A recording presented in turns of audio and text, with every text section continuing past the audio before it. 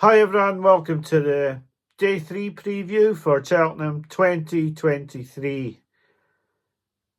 It's a difficult day, but I actually have a few fancies on the day and I'll go through them. I hope people will watch the bet announcement video and my reasoning behind stopping putting the bets up. Everything's on that video and I don't want to go through it again on the daily preview. I'll just get on with the preview of the races. And the comments will be open on both videos, so you can tell me what you think of the decision. In the 130, I looked at this race for a while. Would I back Mighty Potter at 11 to 10?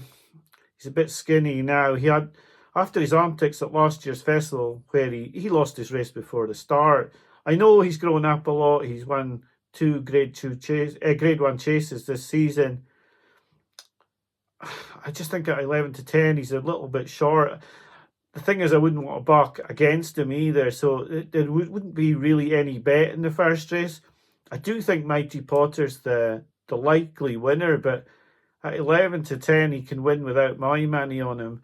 If I was going to play him, I'd probably put him in a double with another horse, but yeah, at 11 to 10, he's just a little bit thin and a little bit skinny for me. The 210, I was really interested in a horse a few weeks back for this called Captain Morgs at 14 to 1. But the ground's gone against him, as it has for a few of my personal anti-post bets. And yeah, it shows, why anti-post is so tough. You pick a horse and you think it's got a really good chance, and then you end up with a worse price than you would have got if you waited till the day. You could have lost your money because he could have been injured, and he's got very little chance of winning now because the ground's gone totally against him. In this race, I think it's just a case of whether Thanks for the Help is as good as he looked in the race at Chepstow, because he won being eased down from 2 out. He won so easily. He got an £11 rise, but he would have needed that to come in. Now, David Pipe is a very good target trainer, and I think this horse could just about win like that again if he's as good as he looked. Now, he has to take that £11 rise and beat better horses, and I think he probably can do it. I think he possibly would have been a video bet, but he's skinny at 4 to 1. I think 4 to 1's as low as I would back him.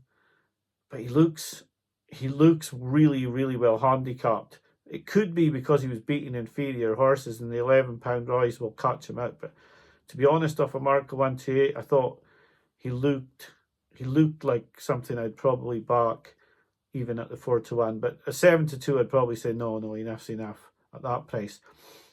In the 250, I'd worry about Shiskin on the possible soft ground. I know he won with unbelievable ease at Ascot, but he hasn't got the greatest of records in deep ground, and I just worry about him. I think as a possible selection, I would probably go with Jonadal each way in this race, because he's going to run his race. He was second last year, and you could cop the big money if Shiskin does blow out, but you're probably going to get your stake plus a little bit back if he places, and I would imagine he's a good bet to place. So Jonadal each way for me in the 250. The 330 is the big race of the day, and a lot of people only want to bet in the big race, but I can't make head nor tail of this race. It's a bit like the Mayor's Hurdle for me, where I can't see a standout bet.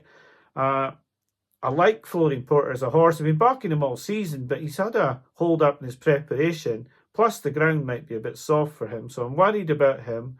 Blazing Cal, I don't know if he'll exactly love the ground. Tehupu will like the ground, but I'm not sure that a 2-run race at this on this ground will be for him.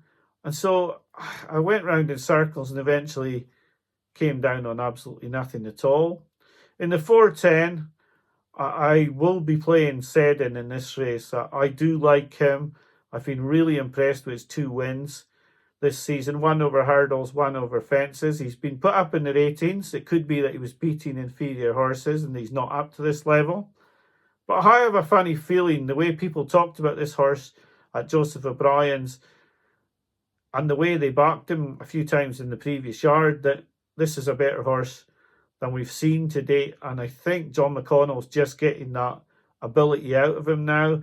And I think he could have a bit to go from this mark even. So for me at 20-1, SEDDON would be the bet. I would like him as a bet. The 450, the Mayor's Novice. I have to be against Lucia at 6-4. She can win without my money at that price. She's looked very, very good in truth, but she's not really beaten a lot. I mean, she has looked a very good horse, but I can't back her at that price with the Bromhead horse, Malin's horses, and the horse of Gordon Elliott's the one that I would probably back. I thought she did very well to avoid a penalty in her last run. I didn't see that she was actually there to win. Haka de Tabaret. I think she's got a good chance. I've been trying to say that name, and I've been saying it all night, and then when I come on the video, I don't get it right. But Gordon Elliott's horse at 12-1 really does interest me. I wouldn't be putting her up as a video bet, I don't think, even if I had been putting bets up. And the final horse in the final race, and I have talked about this on any of the previews I've been on, I do like Stumptown. I do like Gavin Cromwell's yard. I don't think they take horses to the festival unless they really feel they've got a great chance. Final Orders didn't run so great today, but he was still finished 5th. I think Stumptown's been laid out for Cheltenham. I really believe that this horse has had one aim. Now, he's won 2 races to get him up into the ratings where he could get into this race. He got an £11 hike for his win at Sandown, where he jumped superbly. Now, let's not get carried away. He's got plenty of dangers in Mr. Incredible, Dunboyne, Royal Thief. There's plenty of dangers in here from big yards, but I do believe this horse has got a little bit up his sleeve yet. I would definitely have been putting this horse up as a video bet, and I hope he'll run really well. I think there was a couple of bookmakers going 5-1 on him just before I started making the video. If that was still available, I'd probably back him again. I have backed him already at 13-2, but I do hope he runs a big race. He would definitely have been a bet. So, as I said in the other video, there won't be any more video bets. I want to enjoy the rest of the festival, but the 3 horses that I'd have been looking at to put bets on would have been SEDDON at 20-1 for sure. Thanks for the help. I don't know. I'm not sure if I'd have backed him. I might at 4-1 or bigger. And Stumptown at 5-1 in the last race would have been the other one I would have looked at for bets. So I'll be back tomorrow night just with the preview video of Friday. I do see that Shambally Kid's been declared, so Danny Malins is on. So if I had put him up as an anti-post bet, I would have still been getting the same prices I'm getting now. And there are other very, very interesting races on Friday. So I hope you've enjoyed the preview video tonight. I hope you've done well at Cheltenham so far this week. It's a marathon rather than a sprint, and it's not easy to keep going. A lot of people did well on Tuesday, but not so well today.